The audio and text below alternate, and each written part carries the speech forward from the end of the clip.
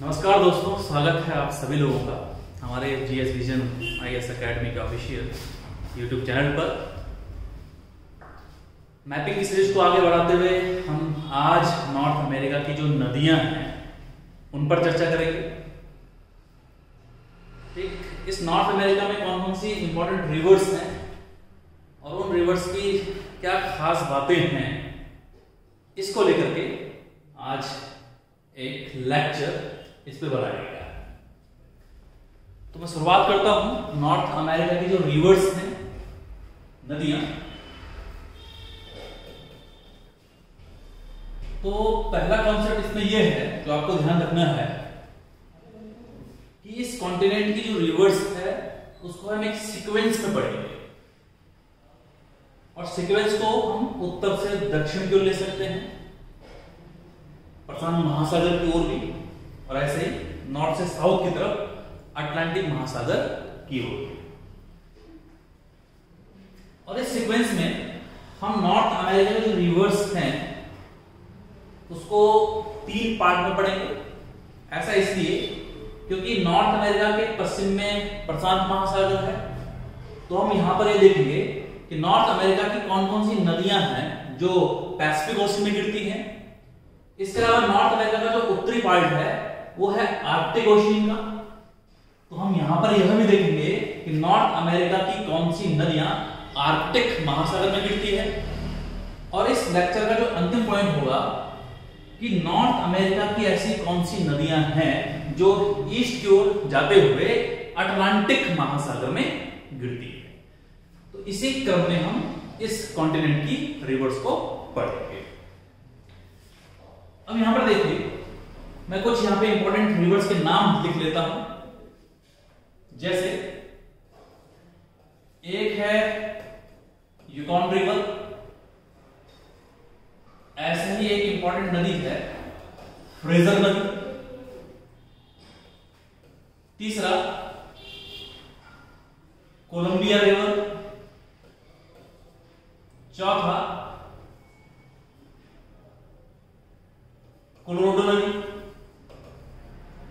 पांचवा Sacramento river. ऐसे ही Mississippi नदी। मिसिसिपी के अलावा पोटोमैक नदी, हडसन नदी। तो ये कुछ रिवर्स हैं जो नॉर्थ अमेरिका में काफी इंपॉर्टेंट मानी जाती है। ठीक, इन्हीं रिवर्स के संदर्भ में हम आगे इसमें बात करेंगे।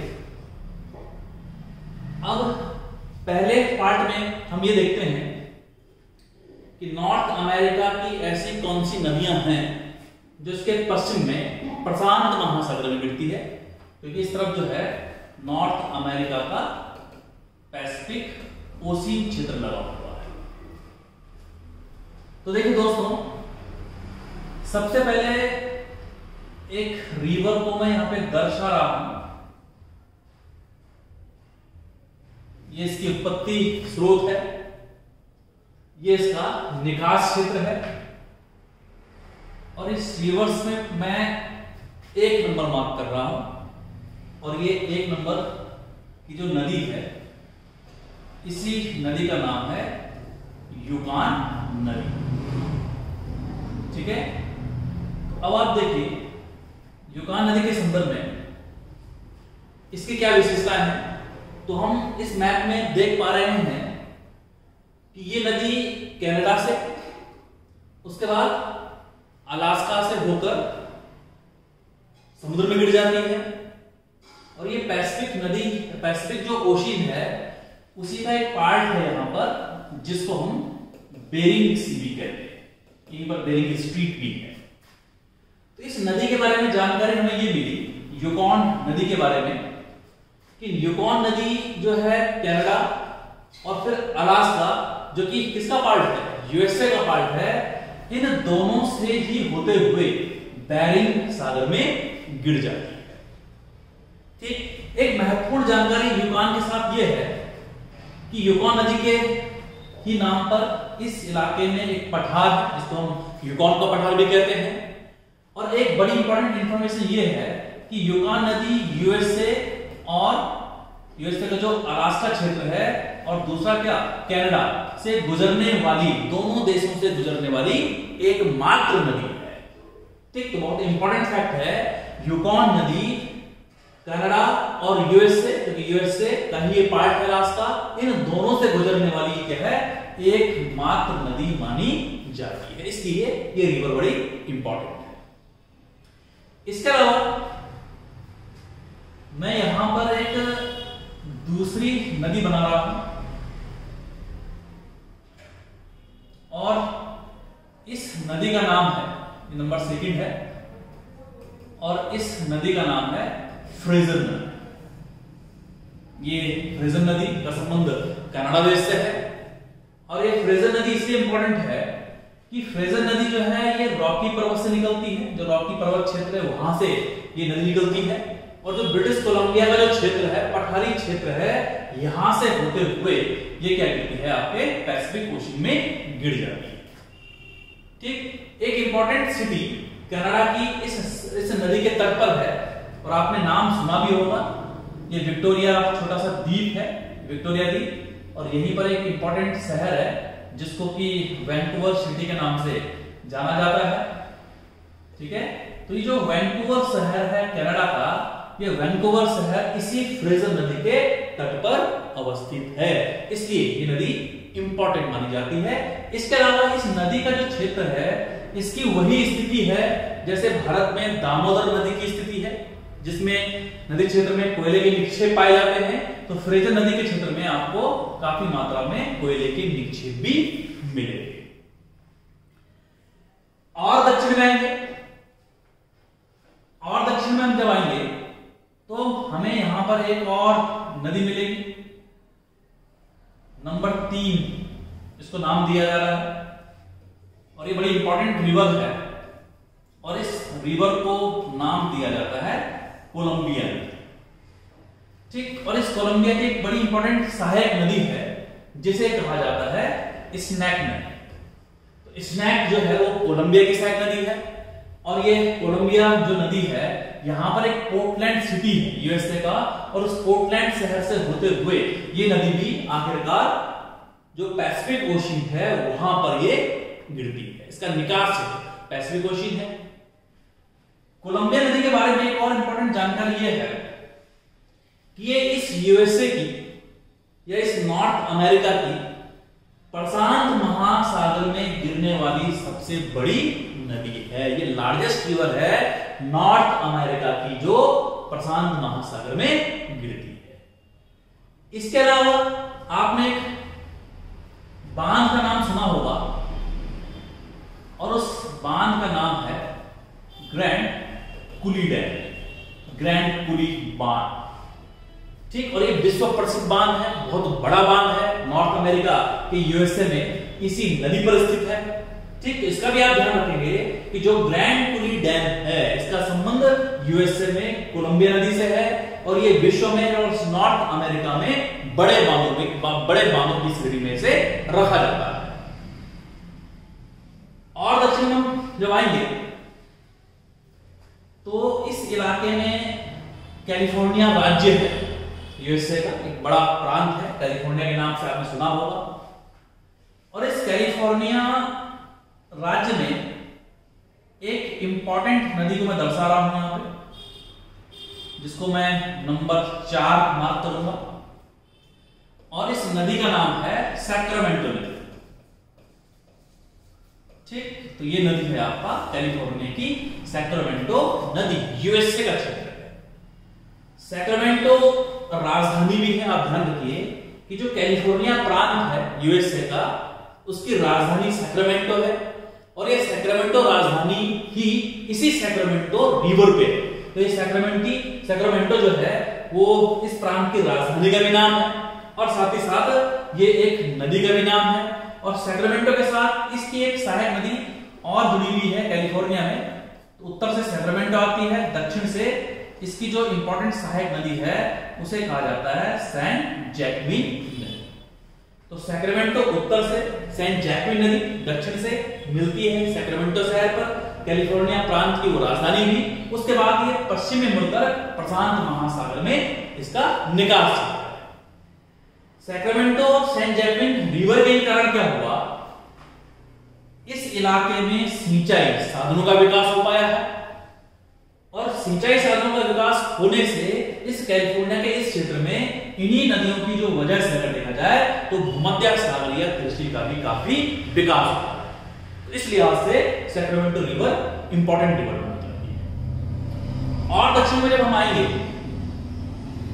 और दक्षिण में एक और नदी आपको मिलेगी, और ये नंबर है 5, बड़ी इंपॉर्टेंट नदी है। और इस नदी का जो नाम है वो है कोलोराडो नदी। तो कोलोराडो पठार भी है, कोलोराडो प्रांत भी है, और कोलोराडो भी नाम से अमेरिका की एक नदी भी है। तो ये कोलोराडो नदी जो है रॉकी पर्वत से निकलती है। कोलोराडो पठार से इसका अगवा क्षेत्र है, और उसके बाद जो है ये संकीर्ण सा जो पार्ट है, इसे कहते हैं कैलिफोर्निया की खाड़ी, और ये कोलोराडो नदी रॉकी से निकलने के बाद जो है आखिरकार जो कैलिफोर्निया की खाड़ी है, गल्फ ऑफ कैलिफोर्निया है, वहां पर ये गिर जाती है। ठीक है, कोलोराडो नदी से कुछ 2-3 तथ्य जुड़े हुए हैं। पहला तथ्य इस नदी से जुड़ा हुआ है, जो ग्रैंड कैनियन है, यानी कि गॉर्ज का विस्तृत रूप, एक गहरी संकरी खाई जो होती है, जो नदियां बनाती है अपने पर्वतीय पठारी मार्गों पर। तो विश्व का जो सबसे बड़ा जो कैनियन है, विश्व प्रसिद्ध जो ग्रैंड कैनियन है, वो कहीं ना कहीं अमेरिका में इसी कोलोराडो नदी पर अवस्थित है, इसलिए ये नदी इंपॉर्टेंट है। इसके अलावा कोलोराडो नदी पर एक इंपॉर्टेंट डैम बना हुआ है, जैसे ग्रैंड कुरी डैम का संबंध कोलंबिया नदी से है। ठीक उसी प्रकार अगर देखा जाए, एक और विश्व प्रसिद्ध डैम आपको यहां पर मिलेगा, हूवर बोल्डर डैम, और ये हूवर बोल्डर डैम जो है इसी कोलोराडो नदी पर अवस्थित है। और ये डैम जो है एक जलाशय में बना हुआ है, वो जलाशय जो रिजर्वायर है उसका संबंध भी इसी कोलोराडो नदी से है। उस जलाशय को जो नाम दिया जाता है उसे कहा जाता है लेक मीड। ठीक है, तो फिर से सुन लीजिए, मैं फिर से दोहराता हूं। कोलोराडो नदी रॉकी पर्वत से निकलती है, कोलोराडो का जो पठारी क्षेत्र से वहां से होकर बहते हुए यह अंततः गल्फ ऑफ कैलिफोर्निया में गिर जाती है। विश्व प्रसिद्ध जो विश्व का जो सबसे बड़ा कैनियन है वो इसी कोलोराडो नदी पर अवस्थित है। इसके अलावा इस नदी पर एक झील है जिसे मीड जलाशय भी कहते हैं, लेक मीड भी कहते हैं, और उसी जलाशय पे यहाँ पर एक विश्व प्रसिद्ध डैम का निर्माण किया गया है, उसे कहा जाता है हूवर बोल्डर डैम। देखिए विश्व प्रसिद्ध डैम। ठीक, तो यहाँ पे हमने 2 बड़े प्रोजेक्ट देखे, कोलंबिया नदी का ग्रैंड कुरी डैम और दूसरा कोलोराडो नदी का हूवर बोल्डर डैम। तो यह है नॉर्थ अमेरिका की प्रशांत महासागर में गिरने वाली इंपॉर्टेंट रिवर्स, जो पैसिफिक ओशन में होती है। इसके अलावा एक नदी जो है नॉर्थ अमेरिका में, उत्तर में जो ये आर्कटिक ओशियन है, आर्कटिक महासागर है, तो नॉर्थ अमेरिका की एकमात्र नदी है जो आर्कटिक महासागर में गिरती है, और इस नदी का नाम है मैकेंजी नदी। इंपॉर्टेंट रिवर है मैकेंजी नदी। और ये मैकेंजी नदी कनाडा में एक झील है जिसका नाम है ग्रेट स्लैब लेक। तो उस ग्रेट स्लैब झील से निकलने के बाद ये नदी उत्तर की ओर जाती है कनाडा में, और इसका जो निकास क्षेत्र है वो आर्कटिक महासागर में है। तो इसमें 2 इंपॉर्टेंट फैक्ट इससे जुड़े हुए हैं। पहला कि नॉर्थ अमेरिका की एकमात्र नदी है इस पूरे कॉन्टिनेंट की जो आर्कटिक महासागर में गिरती है, और दूसरा इंपॉर्टेंट फैक्ट इस मैकेंजी नदी से ये जुड़ा हुआ है कि ये कनाडा जो देश है उसकी एक सबसे लंबी नदी के रूप में जानी जाती है। ठीक, इसलिए इस मैकेंजी नदी को भी आप आवश्यक रूप से ध्यान रखिएगा। ठीक, इसके बाद देखते हैं हम दोस्तों कि जो ये अटलांटिक महासागर का जो पार्ट है, पूर्व का पार्ट, तो इस अटलांटिक महासागर के क्षेत्र में इस नॉर्थ अमेरिका की, चाहे वो कनाडा की हो, चाहे वो इंपॉर्टेंट जो कंट्री यहाँ पे यूएसए है, इस क्षेत्र में यहां पर कौन कौन सी नदियां गिरती है। तो इसके सेकंड पार्ट में आते हैं। अब हम देखते हैं अटलांटिक महासागर पूर्व की ओर कौन कौन सी नदियां बहती है। तो सबसे पहले ये कुछ छोटी नदियां हैं। एक है चर्चिल नदी, इसका नाम मैं यहीं पे लिखता हूं, चर्चिल रिवर। और दूसरी रिवर है नेल्सन रिवर। ठीक, और ये दोनों नदी, यहां पर ये हडसन की खाड़ी है और ये हडसन की खाड़ी जो है कहीं ना कहीं इसी अटलांटिक महासागर का एक पार्ट है। ठीक, सबसे उत्तर में चर्चिल नदी और नेल्सन नदी हडसन की खाड़ी में गिरती है। इसके अलावा हम थोड़ा सा और नीचे जाएं तो एक बहुत इंपॉर्टेंट रिवर है जिसका जिक्र हमने पार्ट 1 में भी किया था। ठीक, और इस नदी का नाम है सेंट लॉरेंस नदी। ये सेंट लॉरेंस नदी ओंटारियो झील से निकलती है। ये ग्रेट लेक्स ऑफ अमेरिका है जिसमें सुपीरियर, मिशिगन, फियोर्ड, एरी और ओंटारियो सबसे ईस्ट में स्थित है। तो ओंटारियो झील से निकलने के बाद ये नदी जो है, जो बे ऑफ बिस्के है, अटलांटिक महासागर का जो ये क्षेत्र है, यहां पर ये प्रभावित होते हुए गिर जाती है। ठीक है, सेंट लॉरेंस नदी के बारे में एक इंपॉर्टेंट फैक्ट ये है कि इस नदी क्षेत्र में, इस नदी से होकर भी ग्रेट लेक्स में एक प्रकार से जो अंतर जलमार्गीय जो परिवहन है, ठीक, उसका काफी यहां पर विकास हुआ है। तो सेंट लॉरेंस के बारे में एक फैक्ट ये है कि ये राइन नदी जो कि यूरोप में है, ये राइन नदी के बाद दूसरी विश्व की व्यस्ततम नदी है। किस लिहाज से? अंतरस्थलीय समुद्री मार्ग या व्यापार के लिहाज से। ठीक, तो राइन नदी के बाद जो दूसरा सबसे व्यस्ततम जो नदी जलमार्ग है वो यही सेंट लॉरेंस नदी का जलमार्ग है। लेकिन ये शीत ऋतु के समय बंद रहती है क्योंकि उस समय शीत ऋतु होने से यह क्षेत्र जो है, यह नदी, इसका नदी का जो जल जमा हो जाता है, तब इसमें परिवहन नहीं हो पाता है, व्यापार नहीं हो पाता है। लेकिन इसका जो व्यापार मुख्यतः होता है, अंतरस्थलीय जो समुद्री परिवहन इससे होता है, वो मुख्यतः ग्रीष्म काल में ही हो पाता है। ठीक, अगर ये नदी वर्ष भर खुली रहे, मान लिया जाए, तो तब राइन नदी का नंबर सेकंड हो जाएगा। तब सबसे ज्यादा जो अंतरस्थलीय मार्ग, जो सबसे बेस्ट मार्ग होगा, वो सेंट लॉरेंस नदी होगा। लेकिन वास्तव में हकीकत ये है कि ये 6 माह जो लगभग बंद रहती है शीत ऋतु में, इसलिए राइन नदी ही सबसे व्यस्ततम अंतरस्थलीय जलमार्ग है। उसके बाद ही सेंट लॉरेंस नदी का नाम लिया जाता है। ठीक, इसके अलावा इस नदी पर 3 इंपॉर्टेंट सिटीज भी हैं। पहला जो शहर है वो है किंगस्टन शहर। ठीक है, किंगस्टन शहर यहां पे स्थित है जहां से नदी निकलती है। दूसरा आगे चल के मॉन्ट्रियल शहर भी है जो कि इस नदी के बीच पे स्थित है। और जहां पर ये अटलांटिक महासागर में गिरती है उससे पहले एक अंतिम शहर जो इस नदी पर मिलेगा उसे हम क्यूबेक सिटी कहते हैं। ठीक है, तो ये हो गया इसका हैमिल्टन सिटी या सॉरी किंगस्टन सिटी। फिर ये नदी आगे जाएगी तो ये मॉन्ट्रियल शहर आ जाएगा। इसी नदी पर आगे आपको क्यूबेक सिटी भी मिलती है। तो मैं इन शहरों के नाम यहां पे लिख देता हूं इस तरफ। तो एक है इसमें किंगस्टन सिटी, दूसरा है इसमें मॉन्ट्रियल सिटी और तीसरा है इसमें क्यूबेक सिटी जो सेंट लॉरेंस के तट पर स्थित है। इसमें किंगस्टन सिटी का इंपॉर्टेंट क्या है कि ये लोकोमोटिव्स जो इंडस्ट्रीज है, ठीक है, जिसमें रेलवे के डीजल इंजन बनाए जाते हैं, उसके लिए विश्व प्रसिद्ध शहर है। मॉन्ट्रियल क्योंकि सेंट लॉरेंस नदी के लगभग बीचों बीच अवस्थित है, तो इसलिए इसको विश्व का सबसे बड़ा नदी द्वीपीय शहर कहा जाता है। हालांकि सबसे बड़ा द्वीप नदी के रूप में तो माधुरी द्वीप है असम में, लेकिन द्वीपीय शहर में सबसे बड़ा मॉन्ट्रियल शहर माना जाता है, जो कि वाडा का भी एक मुख्यालय है, वर्ल्ड एंटी डंपिंग एजेंसी, इसके अलावा जो कनाडा का जो इंपॉर्टेंट रेलवे है, कनाडा पैसिफिक रेलवे और कनाडा नेशनल रेलवे का भी एक प्रकार से ये पूर्वी जंक्शन भी मॉन्ट्रियल शहर को माना जाता है।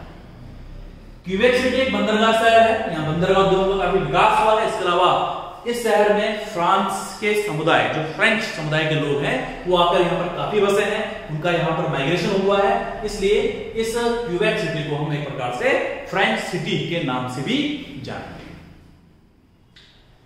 और दक्षिण में आते हैं, ओंटारियो झील से ही एक नदी ये निकलती है और ये बहुत इंपॉर्टेंट नदी है जिसका नाम है हडसन नदी, यूएसए की हडसन नदी। तो हडसन नदी के बारे में फैक्ट यह है कि ये नदी ओंटारियो झील से निकलती है और आगे प्रवाहित होते हुए ये जो छोटा सा द्वीप आपको दिखाई दे रहा है, इस द्वीप को कहते हैं लॉन्ग आइसलैंड। और इसी द्वीप पर इस नॉर्थ अमेरिका या इस यूएसए का सबसे बड़ा शहर है जिसका नाम है न्यूयॉर्क सिटी। तो कहीं ना कहीं जो ये न्यूयॉर्क शहर है, न्यूयॉर्क सिटी है, ये इसी हडसन नदी के तट पर स्थित है, ठीक। और ये न्यूयॉर्क शहर जो है लॉन्ग आइसलैंड, एक लॉन्ग द्वीप पर क्या है, बसा हुआ है। तो कहीं ना कहीं ओंटारियो झील से निकलने के बाद हडसन नदी लॉन्ग आइसलैंड यानी कि न्यूयॉर्क शहर से होते हुए अटलांटिक महासागर में गिर जाती है, इसलिए ये नदी अपने आप में काफी महत्वपूर्ण है। हडसन नदी की एक सहायक नदी है जिसे मोहेक नदी कहते हैं, और वो मोहेक नदी को जोड़ा गया है एरी झील से, ठीक। एरी झील से जब इस मोहेक नदी को जोड़ा गया तो उसे नाम दिया गया एरीबर्ग कैनाल, ठीक है। कि एरीबर्ग कैनाल क्या है,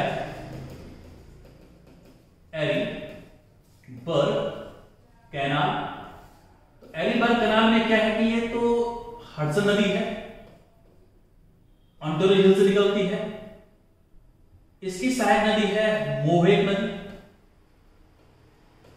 ये एरी झील से जोड़ी गई है, ठीक। इसे एरीबर्ग कैनाल कहा गया है। तो मोहेक नदी जो एरी लेक से जुड़ी हुई है, उसी कारण इस हडसन नदी या इस न्यूयॉर्क का जो व्यापार है, न्यूयॉर्क भी अपने आप में बड़ा बंदरगाह है इस यूएसए का, तो इस न्यूयॉर्क जो शहर का जो इन ग्रेट लेक से जो व्यापार संभव हो पाया है वो इसी एरीबर्ग कैनाल के ही कारण हो पाया है। और इसलिए क्योंकि हडसन की सहायक नदी मोवेक नदी है और मोवेक जुड़ा हुआ है किससे, एरी झील से, ठीक।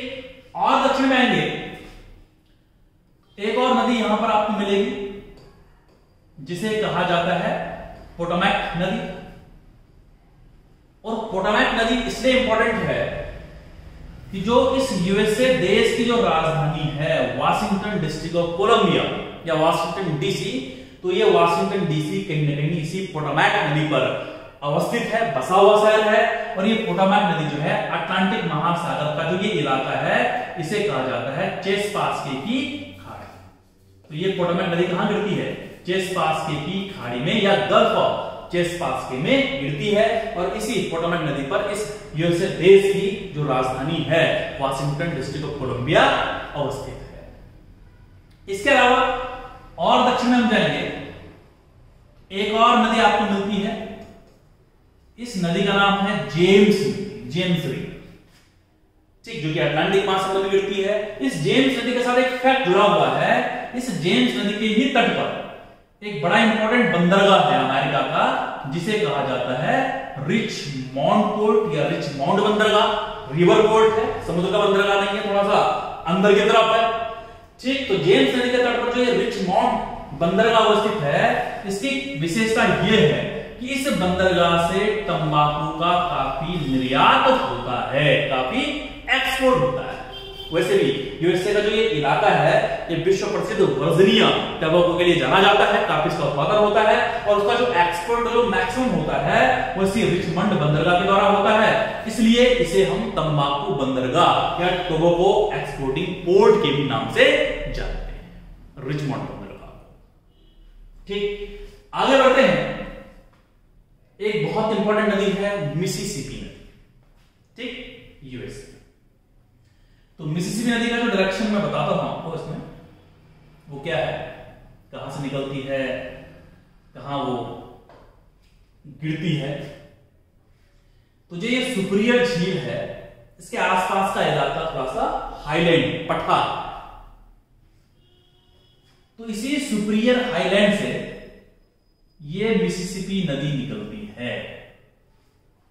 ठीक, इस नदी का नाम है मिसिसिपी, जो कि सुपीरियर उच्च भूमि, जो हाईलैंड है, वहां से इसका उद्भव होता है। उसके बाद इस मिसिसिपी नदी के तट पर दो इंपॉर्टेंट शहर हैं अमेरिका के, जो ट्विंस सिटी के रूप में भी जाने जाते हैं, जुड़वा शहर इन्हें कहा जाता है। एक शहर का नाम है मिनोपोलिस, और इसी का एक ट्विन सिटी है मिनोपोलिस का, Saint John. Minneapolis and Saint John.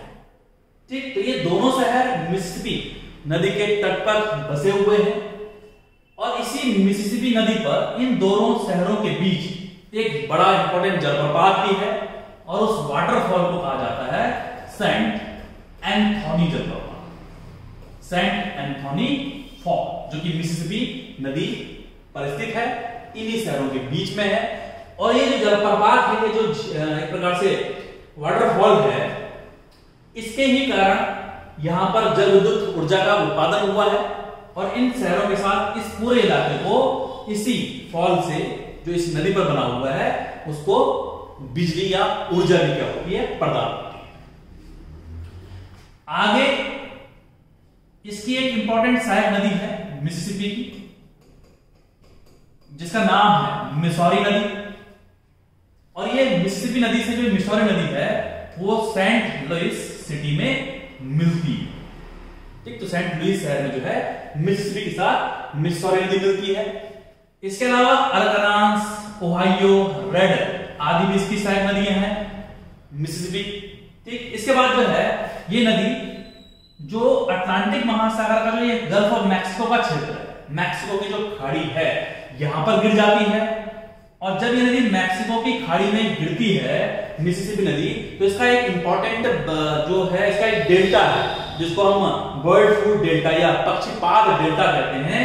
तो उसी के डेल्टा पर जो है एक इंपॉर्टेंट शहर, जिसको न्यू ऑरलेंस सिटी के नाम से जाना जाता है, वो न्यू ऑरलेंस सिटी इसी मिसिसिपी नदी के डेल्टा पर अवस्थित है। तो ये अपने आप में बंदरगाह शहर है, यहां से चावल और चीनी का भी काफी एक्सपोर्ट होता है। तो ये था मिसिसिपी नदी का स्ट्रक्चर। एक बार मैं फिर से दोहराता हूं, मिसिसिपी नदी सुपीरियर हाईलैंड से निकलती है। इसके तट पर मिनिपोलिस और सेंट पॉल दो जुड़वा शहर हैं, जिनके बीच में सेंट एंथोनी जलप्रपात अवस्थित है, जिसके कारण यहां पर ऊर्जा का उत्पादन भी होता है। आगे जब ये नदी निकलती है तो मिसौरी इसकी सबसे इंपॉर्टेंट सहायक नदी है, जो सेंट लुइस शहर में इससे मिलती है। इसके अलावा अरकानसास, ओहायो, रेड आदि इसकी महत्वपूर्ण सहायक नदियां हैं। और उसके बाद जब ये अटलांटिक महासागर के गल्फ ऑफ मैक्सिको में गिरती है, तो इसके डेल्टा पर न्यू ऑरलेंस बंदरगाह शहर भी अवस्थित है। इसके बाद एक अंतिम नदी है,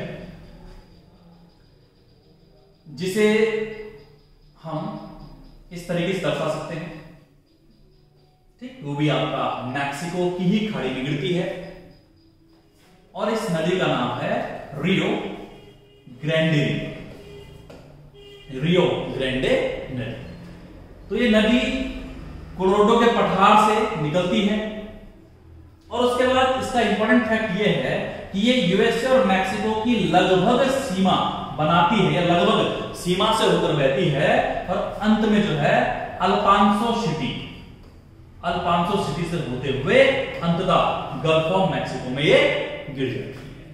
ठीक, तो आपसे अगर पूछा जाए तो यूएसए और मैक्सिको के बीच की जो सीमा है, वहां पर कौन सी नदी बहती है, तो उसका आंसर है रियो ग्रैंडे नदी।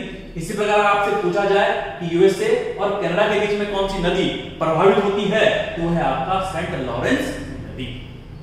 ठीक, तो दोस्तों ये था नॉर्थ अमेरिका से जुड़ा हुआ रिवर मैप, कौन कौन सी यहाँ पे इंपॉर्टेंट नदी है, प्रशांत महासागर में कौन सी गिरती है, आर्कटिक में तो एक ही नदी गिरती है, मैकेंजी नदी, कनाडा की सबसे लंबी नदी है। और अटलांटिक महासागर में कौन कौन सी नदियां गिरती है, उन नदियों से संबंधित क्या क्या इंफॉर्मेशन है वो मैंने आपके सामने रखी है।